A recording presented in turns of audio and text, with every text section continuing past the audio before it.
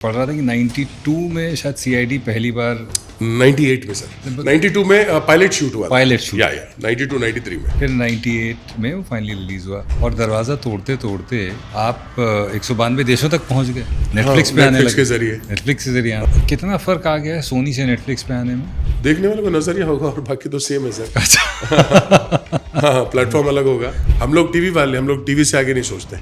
बोले हाँ इसको सीरियल में करना है, बोला नहीं तो फिल्म का कंटेंट है। बोला हाँ फिल्म भी अच्छा है, अगर 2 घंटे का कुछ बनाते हैं तो इट्स अ गुड कंटेंट। तो वहां से वो जर्मिनेट हुआ, जर्म वहां पे पहली बार गिरा। We are planning to make a film on CID and we are planning to shoot a film. देखा सर, आप आते हैं साउथ इंडिया से, आपकी जर्नी कैसी रही? बॉम्बे आना कैसे हुआ? सर मेरा से बर्थ मैंगलोर का है। Okay. A place in Mangalore called Shirva.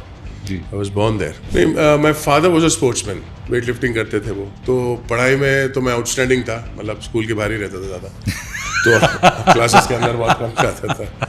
उसके बाद स्कूलिंग एंड एजुकेशन सब मुंबई में ही हुआ। जो बच्चे हमारे साथ हुआ करते थे वो थोड़ा टिपिकल स्लम एरियाज के, तो उनकी लैंग्वेज अलग होती थी। एक सेंटेंस में 4 गालियों से समझ जाते थे कि क्या बोलना चाहता है वो। ये जो इंटरेस्ट था अभिनय की तरफ शुरू से था? सर मैं वही हमेशा बोलता हूँ, डेस्टिनीज चाइल्ड, जहाँ सड़क ले जाता मैं निकल जाता हूँ। मेरा कोई कॉन्शियस एफर्ट नहीं होता कि मुझे यही करना है। चलते चलते कुछ और मिल गया तो मैं वहाँ चला जाऊँगा, वैसा है। That's the beauty of exploration. One word for हमारे प्यारे ACP Pradyuman. He is a brain which connects entire body. हमारा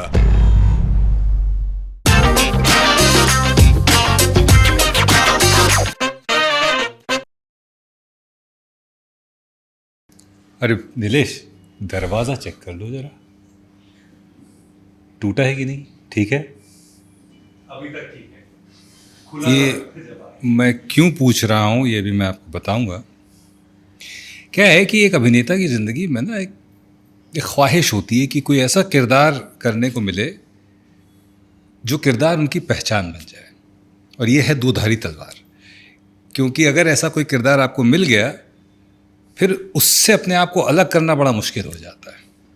जय सर, आपके लिए कैसी रही है ये जर्नी और कितना आसान था उससे निकलना या मुश्किल था उससे निकलना? नहीं, निकलना तब होता है जब आप कहीं घुसे होते हो। जब घुसना ही नहीं तो निकलना कहाँ से? तो जो ये बैगेज आपके दिमाग में होता है कि मैं एक्टर हूँ या मैंने कुछ अचीव किया है लाइफ में, तो वो जब आप में अंदर क्रीप करता है तब जाके आपके एक्सपेक्टेशन बढ़ते हैं, है ना। जब आप सोचने लगते हैं मैंने कोई काम किया, उसके बाद मेरे पास फ्री टाइम है ये बैठ के सोचने में कि भाई ये तो मतलब 2 धारी तलवार है, ये तो टैग लग गया मुझ पे। जब आप सोचोगे तो आप उसमें घुसोगे। जब आपको सोचना ही नहीं है तो इट्स ओके। कौन क्या बोलता है, कौन कैसे आपको टाइप क्लास करता है, अभी कहीं भी जाओ ये लाइन सुनने में आता है, कान में पड़ता है, दया दरवाज़ा तोड़ दे। जी। देखा, हाय किया, नमस्कार, निकल जाओ। अगर वहीं बैठ के सोच के आप उसको मतलब सोचते हो इसको मैं क्या जवाब दूँ, तो आप फंसे रह जाओगे उसी में। So it's an achievement for you because वो ऐसी चीज़ है जो नेग्लिजिबल है। दरवाज़ा बहुत लोगों ने तोड़ा, बहुत लोग आज भी तोड़ रहे हैं, अलग अलग फिल्मों में, अलग अलग सीरियल्स में तोड़ रहे हैं, मगर ये टैग मेरे साथ चिपक गया। यहां तक कि फिल्म का टाइटल भी चिपक गया। देखो, इट्स नॉक नॉक कौन है? नॉक नॉक आप कहाँ करोगे? जमीन पे नहीं करोगे, आप दरवाजे पे ही करोगे। इनडायरेक्टली बिना नाम सामने आए एसोसिएशन डोर के साथ ही है। तो शायद कुछ लिखा होगा मेरे साथ दरवाजे का, यहाँ तक के काम भी आता है इसके बाहर, तो बोलते सर दरवाजा तोड़ना है, कितना लेंगे आप? तो मैं क्या करूं? But that's a beautiful way of looking at it. See, when you have nothing to lose or you're against the wall, then you fight. ठीक है भाई। और अब ओवरऑल देखा जाए तो मेरे को फायदा इसी दरवाजे से हो रहा है, तो मैं क्यों उसको नेगेटिवली लूँ? इट्स अ पॉजिटिव थिंग, बहुत अच्छी बात है। दरवाजा बनता रहेगा जब तक लाइफ है। तो शायद दया तब तक रहेगा, गॉड नोस क्या है। और दरवाज़ा तोड़ते तोड़ते आप 192 देशों तक पहुंच गए, नेटफ्लिक्स पे आने नेटफ्लिक्स के लगे। जरिए। फिल्म की बात करते हैं, फिल्म में क्या है किरदार और कहाँ शुरुआत हुई इस कहानी की? फिल्म की आपको अप्रोच किया गया? नहीं, हम लोग कोविड से कुछ समय पहले हम लोग मिले थे, आदित्य सर, मैं जो कॉन्सेप्ट पूरा क्रिएट किया था सीआईडी का, वो बीपी सिंह साहब, उनके घर पे डिनर के लिए गए थे। तो वहाँ पे हमारे डायरेक्टर साहब प्रबल Barwa, he was one of the directors and writer on the show CID पे। तो वो भी आए थे मिलने के लिए। तो ऐसे नीचे बैठ के गपशप कर रहे थे, तो उन्होंने बोला मेरे पास एक कॉन्सेप्ट है, कुछ मैंने क्रिएट किया, बिकॉज अच्छा लिखते हैं वो, एंड स्पेशली क्लोज रूम जो मिस्ट्रीज ड्रामाज होते हैं बहुत अच्छा लिखते हैं वो। तो उन्होंने हमको ऐसे बैठे बिठाए एक कॉन्सेप्ट सुना दिया, बोला ऐसा ऐसा ऐसा ऐसा वी शुड करना चाहिए इसको। हम लोग टीवी वाले, हम लोग टीवी से आगे नहीं सोचते। बोला हाँ इसको सीरियल में करना है। बोला नहीं नहीं, तो फिल्म का कंटेंट है। बोला हाँ फिल्म भी अच्छा है, अगर 2 घंटे का कुछ बनाते हैं तो इट्स अ गुड कंटेंट। तो वहाँ से वो जर्मिनेट हुआ, जर्म वहाँ पे पहली बार गिरा। फिर कोविड के बाद फिर मिले हम लोग। बोला सर वो क्या हो गया आपका स्टोरी का कुछ? बोला हाँ हाँ करना है करना है। देन वी स्टार्टेड पिचिंग, सोचा प्रोड्यूसर्स कहीं से यहाँ वहाँ से करेंगे, बट अल्टीमेटली वी थॉट कि will go with the production, हम ही कर लेंगे। तो उनका विजन क्लियर था कि ज़्यादा कैरेक्टर्स नहीं है इस फिल्म में, अराउंड 7 कैरेक्टर्स हैं, एंड इट्स एक दिन का स्टोरी है, घर के अंदर और थोड़ा घर के बाहर का, एंड इट्स क्या बोलते हैं, it's a mystery, thriller mystery. तो हर चीज़ उनके दिमाग में क्लियर था, और प्रोडक्शन में भी हम जब देख रहे थे ऐसा नहीं लग रहा था कि बहुत ज़्यादा तामझाम है इसमें, तो we should go for it. And story was the king, मतलब कॉन्सेप्ट बहुत अच्छा था, तो वी वेंट फॉर इट। तो ये बहुत बाद में पूछना चाह, मतलब हमने जो सवाल हमें नीलेश ने लिख के दिए हैं उसमें आपकी प्रोडक्शन जर्नी पे भी था सवाल, पर वो बहुत बाद में था, पर क्योंकि प्रोडक्शन की बात हो गई है तो ये भी कॉन्शियस डिसीजन था कि क्योंकि अब मैं भी 5 साल से अभिनय कर रहा हूँ तो ये समझ में आ गया है कि बहुत इतना अनसर्टन है। मैं अपने को खुशकिस्मत मानता हूँ कि मेरा एक इस्टेब्लिश वॉइसिंग करियर है, तो मैं क्रिएटिविटी दिखा सकता हूँ इसमें। तो क्या ये अनसर्टेनिटी आपको प्रोडक्शन की तरफ ले गई, या एक जुनून था कि कुछ अपना बनाएंगे ऐसा? नहीं, ऐसा कोई कॉन्शियस एफर्ट नहीं था। It is just that film बनानी थी, हमने कपल ऑफ पीपल्स हमने जस्ट मिले, वहाँ से बाउंस किया हमने। उनके सवाल बहुत होते हैं, ये कैसे होगा, इसका इतना दिन क्यों, ये सेट इतना दिन क्यों, ये सेट का इतना खर्चा क्यों, यू नो लॉट ऑफ सवाल। क्रिएटिवली जब कोई काम करने जाते हैं तो पैसे की बात आती है तो शायद हर आदमी थोड़ा बिदक जाता है, यार ये क्या चल रहा है हर चीज़ में, यू नो बाटर एक्सचेंज या वानी का जो परचूरन की दुकान में जाते हैं ना, वैसा वाला होता तो अच्छा नहीं लगता। तो हमको लगा कि इट हैज़ टू बी थोड़ा लिबरल होना चाहिए हर चीज़ को लेके, जहाँ पैसे की बात हो, कोई ज़्यादा नोक झोंक ना हो। तो हमने फाइनेंसेस अरेंज करना था, वो हमने देखा कि भाई ये सॉर्ट हो सकता है, ये हमारा बजट है, इस डूएबल है, कर सकते हैं इसको। और प्रबल सर ने बोला डोंट वरी, हम लोग करते हैं उसको अच्छे से, और इतना स्टार्टिंग में अपना इतना बजट है, तो हमने वो पूरा वर्क किया था उसके ऊपर। एंड हमारी जो टीम थी प्रोडक्शन की, और वो CID में पहले कर चुके थे सब, तो we knew how efficient they were much better than जितने भी फिल्म के यूनिट्स होते हैं, उनके जो प्रोडक्शन वाले जो होते हैं उससे ज़्यादा efficient, because the type of work they have been doing on the street, on the road, open में, कहीं पे, दे वर ब्रिलियंट, तो दे न्यू द जॉब। तो जब उनको बोला जाता है कि हमारा ये प्रीमाइस है, ये बजट है, इतने में अपने को बिठाना है, तो they sort it out accordingly. Sir ये कर सकते हैं, ये कर सकते हैं, ये कर सकते हैं, दे वर क्लियर अबाउट इट। तो कहीं भी ऐसा सेकंड थॉट क्या होगा नहीं होगा ऐसा कुछ नहीं था। डायरेक्टर वो सॉर्टेड, हमारा पूरा क्रू टीम सॉर्टेड था, आर्टिस्ट जितने कास्ट हो सब सॉर्टेड था, फाइनेंसेस भी सॉर्टेड, तो कोई दिक्कत नहीं हुआ। I still feel I am a part of it, I am an actor. हाँ वो एक टैग लग गया था Shakti productions, other than that as a producer I have no knowledge about it. लेकिन प्रोडक्शन अपने साथ जिम्मेदारी भी लाता है और स्ट्रेस भी लाता है। कभी हुआ कि वो स्ट्रेस आया हो सेट पर, स्ट्रेस एक्टर दया के ऊपर? स्ट्रेस अगर आप लेंगे तो है, अगर नहीं लोगे तो कुछ नहीं है। I have nothing to lose, तो ऐसा है। अगर गया भी ठीक है, बॉदर नहीं करने का। If you bother yourself you get bothered, true है ना।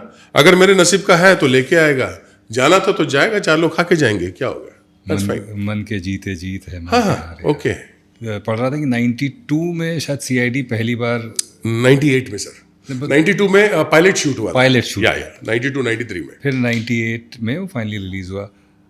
दया सर, आप आते हैं साउथ इंडिया से, ना तो आपके एक्सेंट से बात पता चलती है, ना किसी भी तरह के कॉन्टेक्ट से आप पता लगता है कि ज़रा भी कोई साउथ इंडियन टच है। आपकी जर्नी कैसी रही, बॉम्बे आना कैसे हुआ? सर मेरा से बर्थ मैंगलोर का है, okay, place in Mangalore called Shirva, जी, आई वाज बोर्न देयर। उसके बाद स्कूलिंग एंड एजुकेशन सब मुंबई में ही हुआ। ओके, बट यहाँ पर भी ऐसा था कि जो बच्चे हमारे साथ हुआ करते थे वो थोड़ा टिपिकल स्लम एरियाज के, तो उनकी लैंग्वेज अलग होती थी, एक सेंटेंस में 4 गाली, है ना। वर्ब्स प्रोवर्ब्स का कुछ तालमेल नहीं, 4 गालियां उसमें 2 वर्ड्स होते थे, गालियों से समझ जाते थे कि क्या बोलना चाहता है वो। अच्छा वैसा था। बट ठीक है, उनके साथ रह रहे के हमारा भी वही हाल होता है, बिकॉज संगत का असर है। आप जैसे जिस माहौल में रहते हैं, जिस बच्चों के साथ आप उठते बैठते हैं, तो उनकी बोली कहीं ना तो कहीं वो खरबूजा वाला हिसाब किताब है, रंग पकड़ ही लेता है। बट जो भी बाकी लैंग्वेजेस में जो मैंने सीखा है, इवन जब पहली बार सीआईडी में ऑडिशन दिया था सिंह साहब को, उनका यही था कि साउथ इंडियन एक्सेंट आ रहा है आपका। अच्छा। मतलब हाँ सर, साउथ इंडियन हूँ तो थोड़ा एक्सेंट तो होगा। बट यहाँ पे काम करके इनके साथ सर है, शिवाजी सर है, गुप्ता जी हैं, ये सब मंझेवे आर्टिस्ट हैं, तो इनके साथ रह के थोड़ा खरबूजे ने रंग पकड़ लिया साथ में, वही है। तो ये जो इंटरेस्ट था अभिनय की तरफ, ये शुरू से था, एक्सीडेंटल हुआ या? सर मैं वही हमेशा बोलता हूँ, डेस्टिनीज चाइल्ड, जहाँ सड़क ले जाता मैं निकल जाता हूँ। मेरा कोई कॉन्शियस एफर्ट नहीं होता कि मुझे यही करना है, चलते चलते कुछ और मिल गया तो मैं वहाँ चला जाऊँगा, वैसा है। That's the beauty of exploration. हाँ, कहाँ जिंदगी जहाँ ले जाए करके एक्सपेक्टेशन ज़्यादा नहीं रखता लाइफ में, बिकॉज ऐसा नहीं है कि मुझे यहीं जाना है। काफ़ी बड़े एम्बिशियस बच्चे होते हैं, मुझे लाइफ में ये करना है, मुझे डॉक्टर बनना है, मुझे एक्टर बनना है, घुड़सवारी वो सवारी। मैंने वो भी कॉन्शियस नहीं था कि कोई पकड़ के लेकर गया तो मैं पहुंच गया वहाँ पे। तो वहाँ पे बच्चे अच्छे फैमिली से घुड़सवारी कर रहा है और वॉइस मॉड्यूलेशन कर रहा है, बैठ के वो वर्कशॉप कर रहा है। बोला क्या? बोला वो फलाने मंत्री का बेटा है और वो अभी उसको एक्टर बनना है, तो वो वहाँ से आया है, यहाँ पे प्रैक्टिस कर रहा है। आज तक आया नहीं बेचारा। प्रैक्टिस ही कर। जबकि गुड लुकिंग गाय, नाइस, सब ठीक ठाक था, पैसे भी थे, हर चीज़ थी, but I couldn't make it. That's the reason, destiny's child. हर आदमी अपना एक लेके आता है। वो सड़क आपको जाना हो नहीं जाना हो, अगर आपको जाना है तो कहीं से वो आपको क्या बोलते हैं, वर्लपूल आपको ला के वहाँ पे पटक देगा, भाई चल अब यहाँ से आगे निकल दो। ये बड़ी प्यारी बात कही आपने। ऑस्कर वाइल्ड करके एक राइटर हुए, उन्होंने सेम यही बात दूसरे शब्दों में कही थी कि उन्होंने कहा था कि if you know what you want to become in life, you becoming that is your biggest punishment. Okay. तो एक्सप्लोरेशन सिर्फ थिएटर की तरफ ही ले गया या बीच में कोई आया कहीं कुछ और भी? नहीं, my father was a sportsman. अच्छा। वेट लिफ्टिंग करते थे वो, तो पढ़ाई में तो मैं आउटस्टैंडिंग था, मतलब स्कूल के बाहर ही रहता था ज़्यादा। तो क्लासेस के अंदर बहुत कम जाता था। तो एकेडमिकली ऐसा कोई, आई वॉज नॉट अ डम गाय, बट मतलब दिमाग से बहुत ज़्यादा तेज था मैं, बट पढ़ाई में इंटरेस्ट नहीं था। उस साल में 6th स्टैंडर्ड में 6th रैंक आया था, अदरवाइज मैं 52 53 पे रहता था हमेशा। तो बाय डिफॉल्ट हो जाता है कभी कभार। तो वैसे ही ये कभी प्लान नहीं होता। डैडी ने किया वेट लिफ्टिंग और मैंने भी डैडी से कहा कि मैं भी करना चाहता हूँ, तो बोला नहीं मत करना बेटा, not good, I won't advise you, go for something else. Then I started doing athletics. तो I was doing shot put, I was doing discus throw, I was state champion 94 Maharashtra state. But again वही है, उसमें भी एक time तक लिखा होता है, तो कुछ इंजरीज की वजह से मैं आगे उसको परसू नहीं कर पाया। 94 के बाद मैं वेले बैठा था, इसे कुछ नहीं कर रहा था because of the injury. And then something happened, मुझे लगा शायद that wasn't meant for me. Then shifted to something else. मेरे फादर का बिजनेस था, तो I has to look after that place, but इतना मन नहीं करता था, तो वहाँ से कहीं और चला गया, वहाँ से कहीं और, फिर एक्टिंग में आ गया। और अभी मतलब पिछले 25-28 साल हो गए जो भी 98 से लगे हैं, तो ये तो चल ही रहा है सीआईडी, प्लस अभी प्रोड्यूसर बन गया। तो थोड़ा हिला के बताना पड़ता है। तो लॉजिस्टिकली उतना चैलेंजिंग तो नहीं रहा वो? कितना समय लगा पूरी फिल्म को शूट होने में? क्योंकि सर एक्शन सीक्वेंस कुछ है नहीं, गाने नहीं है जो मेजर टाइम कंज्यूमिंग है, और इसमें डायलॉग्स पूरे वेल इन एडवांस लिखे गए थे, स्क्रीन प्ले रेडी थे, और आर्टिस्ट वैसे सब the moment you give the script सब रेडी हो जाते हैं, तो इट वॉजंट टाइम कंज्यूमिंग।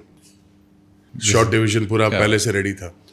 तो क्योंकि एक कंस्ट्रेंट बजट में भी बनाना है, तो पूरे एक आर्मी की तरह काम कर रहे थे in tandem with each other. तो कहीं भी कोई गूफ अप्स नहीं था, कहीं भी कोई मेसअप नहीं हुआ कोई चीज़ का, या ओवर शूट होना या टाइम बढ़ जाना, ऐसा बहुत कम हुआ मेरे अंदर से, ना के बराबरी।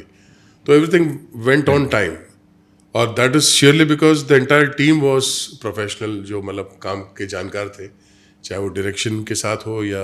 आई गेस कई बार चैलेंजेस जो हैं वो अपॉर्चुनिटी बन के आते हैं कि क्योंकि रिसोर्सेज लिमिटेड हैं, तो चलो फिर अच्छी से तैयारी करके जाते हैं ताकि कम से कम ब्लीडिंग कम से कम हो। नहीं, इसमें तो मेरे अंदर से कॉन्सेप्ट ही ऐसा था, Concept स्टोरी, ही ऐसा, हाँ, yeah. It didn't require that much, it was basically intelligent writing and the timing, situational है हर चीज, दैट्स द रीजन। यहाँ पे कोई हीरो नहीं, कोई हीरोइन नहीं है।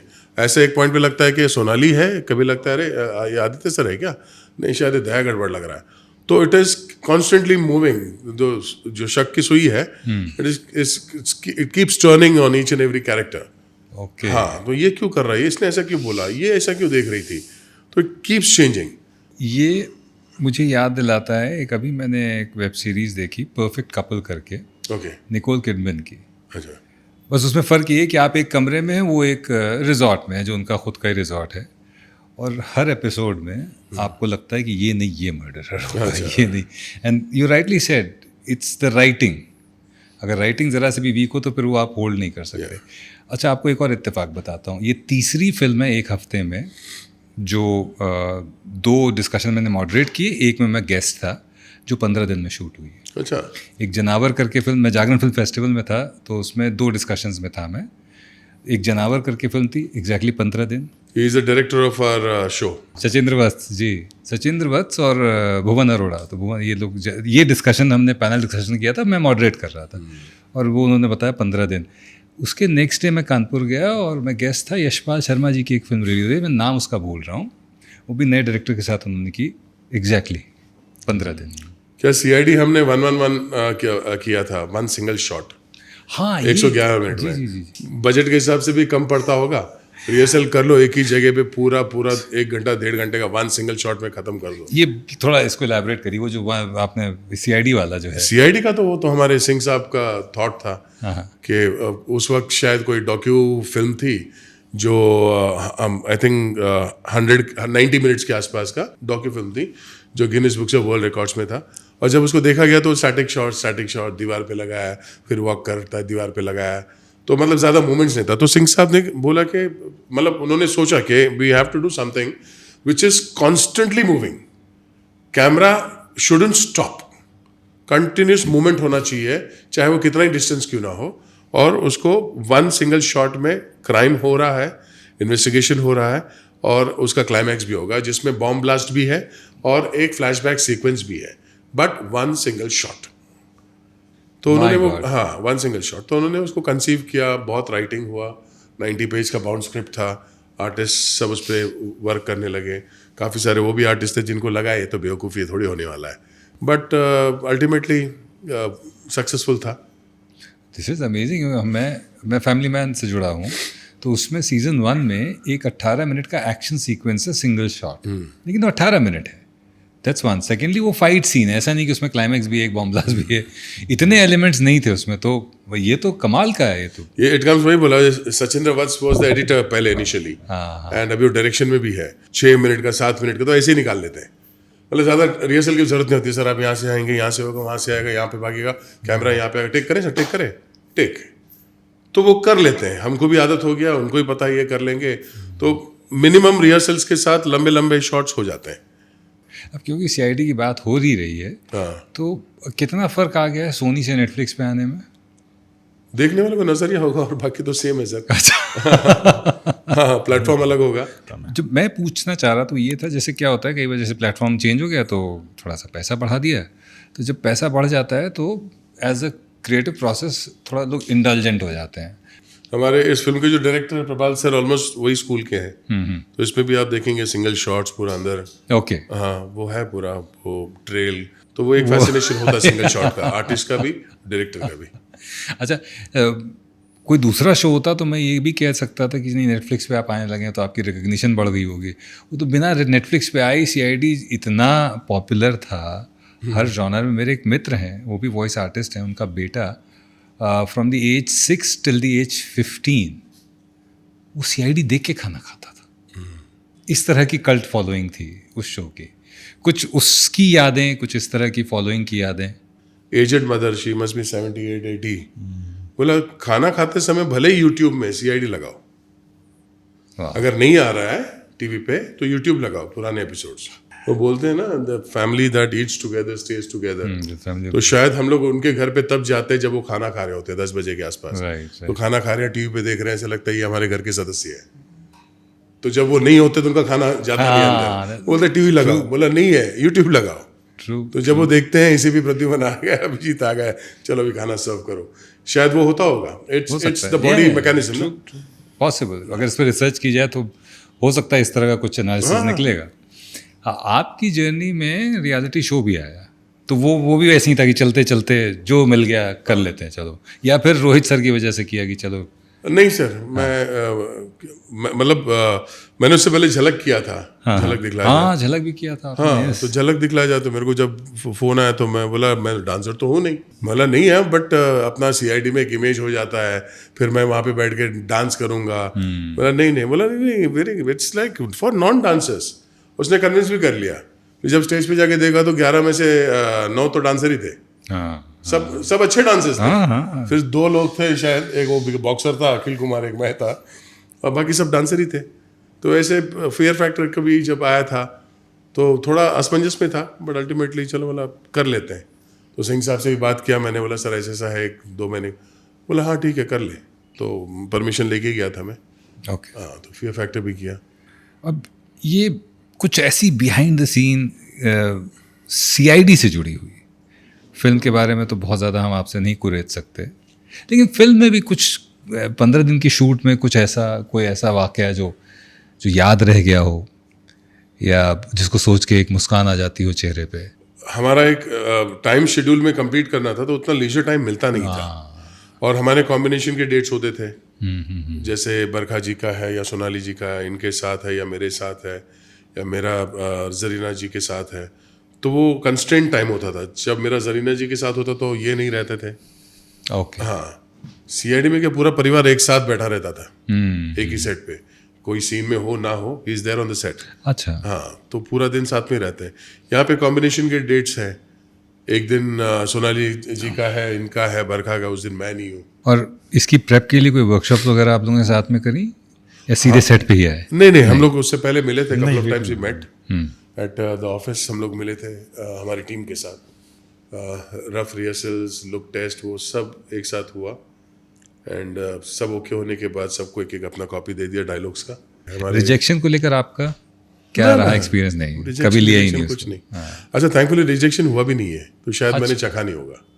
होता है ना, रिजेक्शन का फीलिंग होता है। मैं कभी गया नहीं कहीं, सामने से उठा के लेकर गया, अब वो रिजेक्शन तो नहीं हो सकता। ऑब्वियसली मैंने काम कर लिया, अब तो मैं निकल गया। मेरे को उसके बाद उसने बुलाया नहीं बुलाया, होगा नहीं होगा, I don't think about it. So it is for me, I would say मैंने कभी रिजेक्शन फेस नहीं किया शायद करके। मुझे उसका घाव या उसका दर्द, आई नेवर फेल्ट इट। और मुझे ऐसा लगता है कि अगर होगा भी तो मुझे फ़र्क नहीं पड़ेगा। सक्सेस का नहीं होता है, डिप्रेशन का नहीं होता है, कोई चीज़ का। हमारे यहाँ पे सब ऐसे ही है, जैसे आदित्य सर है वैसे हमारे साडम सर है, वाह, वैसे बाकी के लोग हैं, सब चिल्ड आउट है, सब स्थित प्रज्ञ वाली स्थिति में। तो भैया ऐसा है कि आप अभिनेता हों, क्रिएटिव प्रोसेस में इन्वॉल्व हो, कोशिश करिए एक बार सीआईडी के सेट पे काम कर लीजिए, तो आपको बड़ी पॉजिटिविटी आएगी। 18-19 से 24 तक, 2018 से 24 तक सीआईडी नहीं ऑन एयर था, और फिर नेटफ्लिक्स पे वापस आया 24 में, राइट? नहीं, पहले सोनी पे ही आया। पहले सोनी पे आया। अच्छा। सोनी ने बाद में सबलेट किया, कुछ राइट्स होगा उनका। अच्छा, तो अभी सोनी पे भी आता है, सोनी लिव पे भी आता है, और नेटफ्लिक्स पे भी आता है। तो ये जो 6 साल नहीं था, ऑब्वियसली आप लोग अपने अलग अलग कामों में बिजी थे, फिर वो 6 साल बाद वापस जब आए तो was it like starting from where you left, और थोड़ा समय लगा? बिकॉज 2018 में शो ऑफ एयर हो गया जी। 2019 में हमने दंगल के लिए सीआईएफ साथ में किया। अच्छा। और वो चला 2019 एंड तक, कोविड से पहले, जस्ट पहले। Okay. It went of air in the Jain of 2020, और मेरे अंदर से मार्च से कोविड स्टार्ट हुआ। ओके, तो टेक्निकली 3-4 साल ही रहे जो। हाँ, मतलब 20 एक 221, ये तो कोविड में गया पूरा। एक साल तो मतलब प्रिकॉशनरी मेजर्स में हम लोग बाहर नहीं निकले। तो 2021-22 के बाद ही थोड़ा काम फिर से शुरू किया, फिल्म किया या जो भी है 2022 के बाद। तो उस वक्त we are planning to make a film on CID post CID, मतलब सीआईडी का जो लाइफ है आफ्टर सीआईडी जो खत्म हुआ 2018 में, हमारा जो शो खत्म हुआ, उसके बाद ये कॉप्स अभी क्या कर रहे हैं, अच्छा। उनके लाइफ के ऊपर एक फिल्म हम प्लान कर रहे थे। उसका पूरा स्क्रिप्ट रेडी था, और उसी को लेके हम लोग घूम रहे थे कि कौन सा प्रोडक्शन हाउस उसको प्रोड्यूस करने की सोचेगा। तो ये CID का ऑफर फिर से आ गया from the channel. They planning to relaunch the old team, the old show is coming back. तो स्टार्ट हो गया 2024 नवंबर से। दया सर, आपका एक्सपीरियंस रोहित शेट्टी सर के साथ और दोनों में जानना चाहूँगा। एज ए डायरेक्टर आपने काफ़ी उनके साथ काम किया है और एज अ होस्ट ऑल्सो आपने उनके शो में you were a contestant. As a director पहले तो बताएं कि कैसा रहा है उनके साथ काम? रोहित छोटा नहीं सोचता। रोहित मतलब बड़ा, larger than life. Larger than life. Rohit I think उनके वो अंदर वो चिपे नहीं है कि छोटा कुछ बनाऊं मैं, चलो आज टाइम है तो let's make a small film. उनका स्मॉल फिल्म भी बिग होता है। तो Rohit is something who can think only big. कितनी भी छोटी फिल्म क्यों ना हो, छोटा कंटेंट क्यों ना हो, बड़ा ही सोचता है वो आदमी। And he has come up the hard way. मतलब as assistant to a stuntman, master ji के नीचे काम कर करके फिर डायरेक्टर को असिस्ट करके, you know, he has come the hard way. So उनको फिल्म मेकिंग का ईच एंड एवरी एस्पेक्ट मालूम है। चाहे वो स्क्रिप्टिंग हो, अभी तो स्क्रिप्ट में भी इन्वॉल्व रहते हैं वो। पहले फाइट्स में थे, फाइट से डायरेक्शन में आ गए, डायरेक्शन से अभी स्क्रिप्टिंग पे आ गए, अब एडिट वेडिट। अभी भी मेरे अंदाज से जो फिल्म शूट करते हैं, by the end of the day the first thing he does is goes to the editing room. आज जो मैंने शूट किया है वो कैसे उसको लाइन अप करना है, क्या है, कैसे आया। तो he lives breathes eats films. उनके लिए और कुछ नहीं है। सो वेरी डेडिकेटेड है वो। एंड एज अ पर्सन तो मतलब क्या बताऊँ, वंडरफुल गाय। हेल्थ फ्रीक शुरू से ही। हाँ, मतलब 15-16 साल की उम्र से जिम में जाना वो तो मतलब शुरू से ही था। उनके फादर भी वैसे ही रहे। तो हेल्थ फ्रीक तो आज भी है, पता नहीं टाइम मिलता है नहीं मिलता, I have no idea. And as a host when I was doing Fear Factor, I knew Rohit for almost I think अभी 25 साल ऊपर हो गया, मोर देन 25 ईयर्स। बट जब हम फेयर फैक्टर कर रहे थे, मैंने कभी उनसे क्या रोहित भाई कैसे, I never did that. And he was very observant of that. हम लोग थ्रू आउट जितने भी दिन थे, मैंने कभी जाके उनको वो जो ओवर फ्रेंडली किया, ये तो मेरा दोस्त है पुराना, नहीं, मैंने कभी नहीं किया। I always refer to him as Rohit sir. He is younger to me, 3-4 साल से मेरे से छोटे हैं वो, बट मैं उनको सर ही बोलता था, रोहित सर, हाँ रोहित सर।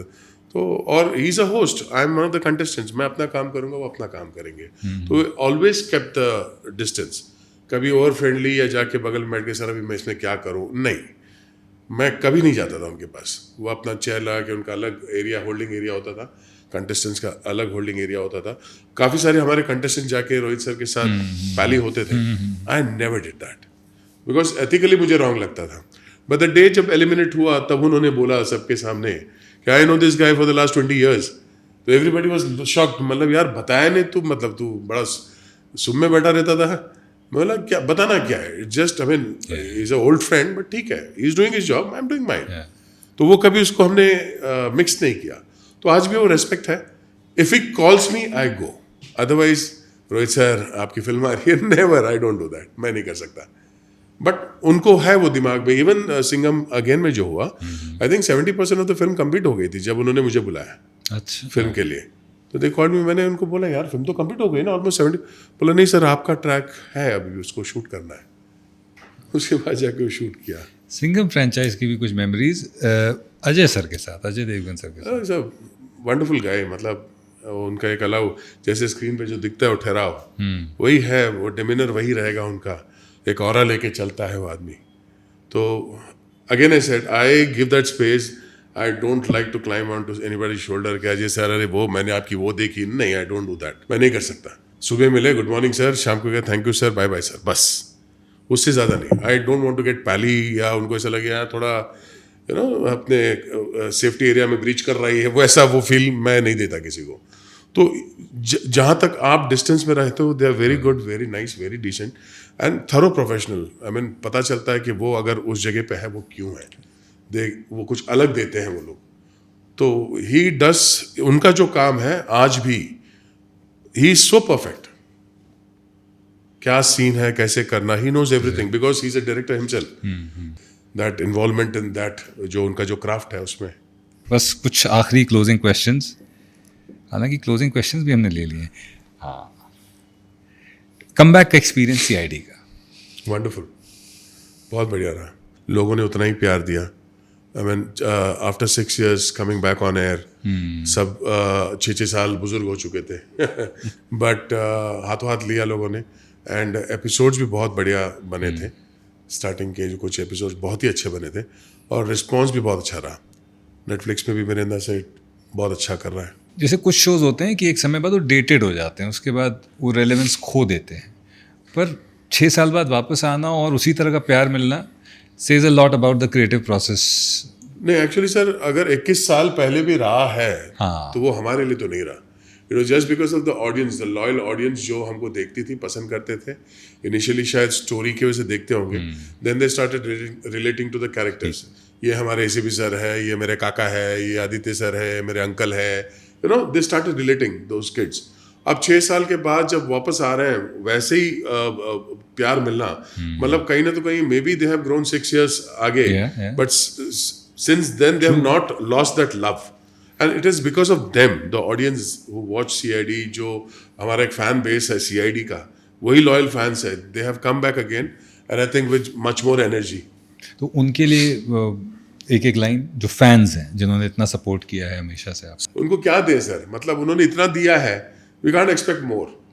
सो हमको ये प्रेशर रहता है हमेशा, even when we shoot for CID, कि यार ये सीन इतना पतला क्यों है, ये सीन में ऐसा क्यों है, यार ऐसा मत करो यार, बिकॉज हमको वो, हम लोग एजिटेटेड रहते हैं कि when those people have given so much love, तो let us give something good. तो ये हल्का हल्का सीन्स मत डालो, it has to be something interesting, you know. तो that is a pressure of the audience, जो हम लोग वहां पे बैठ के बहस करते रहते हैं, यार कुछ बेटर लिखो, इससे बेटर लिखो, we keep pushing them. One word for हमारे प्यारे एसीपी प्रद्युमन, शिवाजी सर के लिए। He is a brain which connects entire body. हमारा मतलब शरीर अगर अपंग भी हो जाए ना, जब ब्रेन कमांड करता है तो वो हाथ उठता है, तो वैसा है वो। तो he controls the entire system, CID. तो he is the brain behind the show, behind all the characters. तो अगर जब तक वो चलता रहेगा, साथ में शरीर भी चलेगा। बट सर, चलते चलते हेलो नॉक नॉक कौन है के लिए एक, मतलब दर्शक क्यों आए और उनको क्या एक्सपेक्ट करना चाहिए? यस, 7 नवंबर को रिलीज हो रही है in a theatre near to your place, and film बहुत अच्छी बनी है। स्टोरी कॉन्सेप्ट बहुत बढ़िया है, एक्टर्स तो है ही हैं, वंडरफुल ही हैं सभी एक्टर्स, बट चूंकि स्टोरी बहुत अच्छा है और हमारे डायरेक्टर साहब ने बहुत बढ़िया काम किया है, बैकग्राउंड स्कोर अच्छा है, तो it keeps you hooked. It's a close room mystery, ज़्यादा क्या बोलते हैं, ट्विस्ट एंड टर्न्स नहीं है, it's a very simple line, but आपको वो इट कीप्स यू गेसिंग कि एग्जैक्टली इसमें कल्पिट है कौन। It's not a murder mystery, there is nothing murder वर्डर, कुछ नहीं है। हम दोनों कॉप्स नहीं हैं, we are 2 different normal people. It's about characters, कैसे अलग अलग, वेरी कंटेम्प्रेरी, आजकल जैसे लोग होते हैं, कुछ लोग दोहरी जिंदगी जीते हैं ना, यहाँ पे कुछ होता है, वहाँ पे कुछ होता है, ऐसे भी कुछ कैरेक्टर्स हैं। It's all about that. तो I think you need to love this film. तो 7 नवंबर को बिल्कुल देखिए इस फिल्म को। हम तो चले थे जानिब मंजिल पे अकेले, लोग जुड़ते गए, कारवां बनता गया। 7 नवंबर को ये कारवां हेलो नॉक नॉक कौन है के रूप में आपके सामने, आपके सिनेमाघरों में आ रहा है। और जितना प्यार आपने सीआईडी को, दया को, अभिजीत को दिया है, उतना ही प्यार हेलो नॉक नॉक कौन है 7 नवंबर आपके नज़दीकी थिएटर में ज़रूर जाइए देखने। इन 2 बेहतरीन कलाकारों को देखिए और साथ ही और भी जो इस फिल्म में कलाकार हैं उनको देखिए और इस कहानी का मज़ा लीजिए। बहुत मज़ा आया, हमसे संवाद करने के लिए बहुत बहुत धन्यवाद। थैंक यू, धन्यवाद।